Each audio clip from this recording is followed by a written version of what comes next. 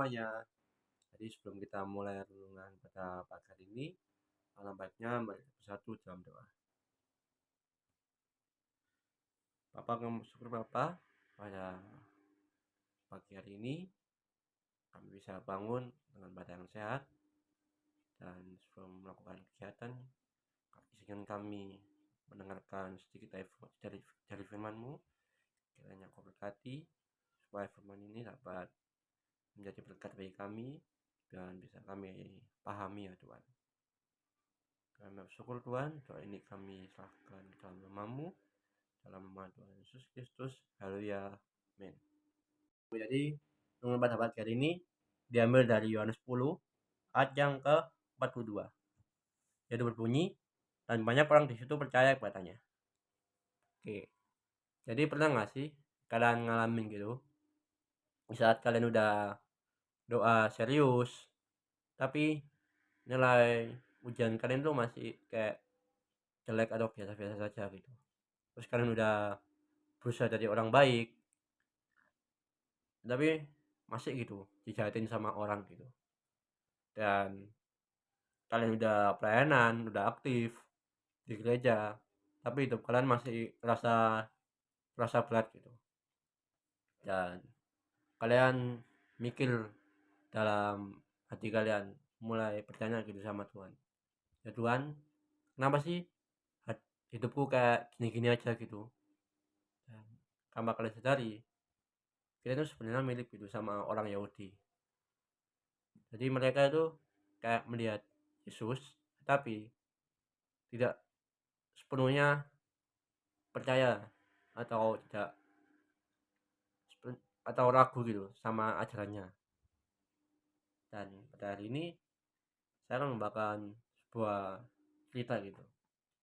Pada suatu hari ada seorang itu, dia itu kayak rajin banget ke gereja, rajin banget baca Alkitab, rajin pelayanan, pokoknya kayak anak rohani banget lah, dan kelihatannya deket banget sama Tuhan gitu. Tapi pada suatu saat dia tuh kayak mengalami sebuah masalah yang sangat besar gitu, yang berawal dari masalah kecil di keluarganya, ya seperti miskomunikasi atau masalah yang mungkin tidak bisa diselesaikan gitu. Dan pada saat itu suasana keluarganya yang hangat berubah menjadi tegang gitu. Mulai ada kata-kata yang menyakitkan atau sedikit adu mulut gitu.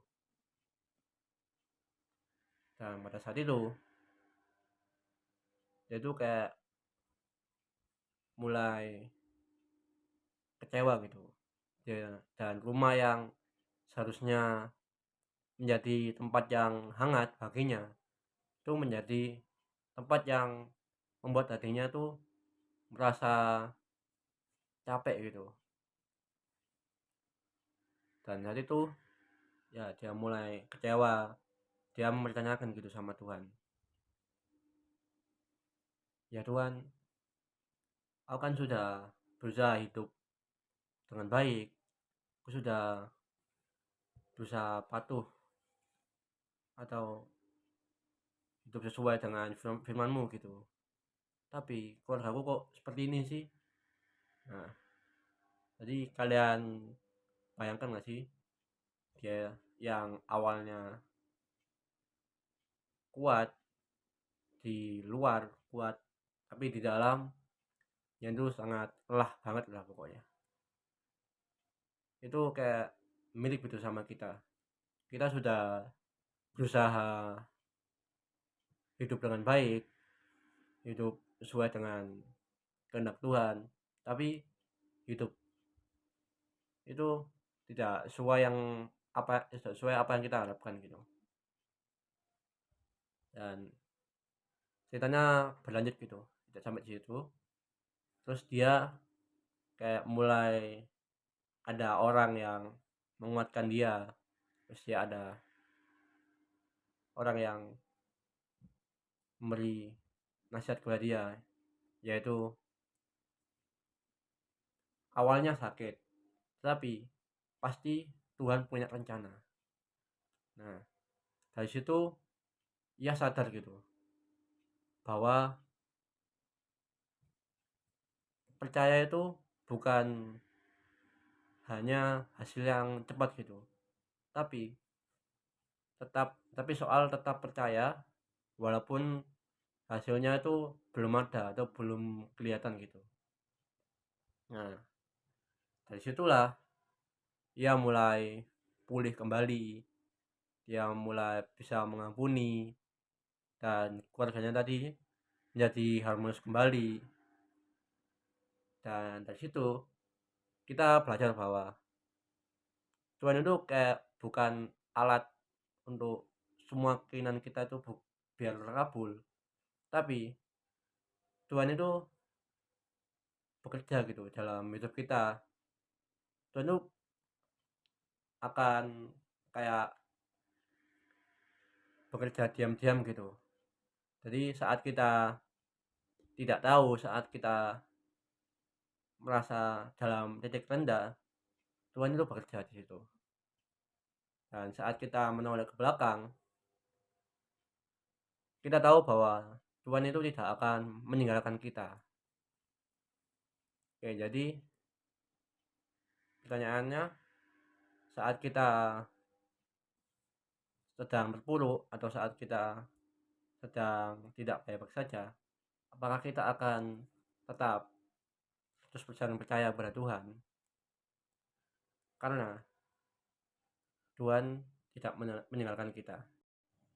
Nah, oke, jadi sekian dari renungan tadi. Semoga renungan itu bermanfaat. Sebelum kita mengakhiri renungan pada pagi hari ini, alangkah baiknya kita bersatu dalam doa. Bapak kami bersyukur Bapa, pada pagi hari ini kami sudah mendengarkan firman-Mu pada hari ini. Kiranya firman tadi dapat menjadikan kami pribadi yang lebih baik, dan bisa lebih percaya lagi padamu Tuhan, bisa lebih percaya dan tidak meragukanmu lagi ya Tuhan, dan bisa terus mengandalkanmu ya Tuhan. Kami bersyukur Tuhan, kami berdoa dalam nama Tuhan Yesus Kristus. Haleluya, amin.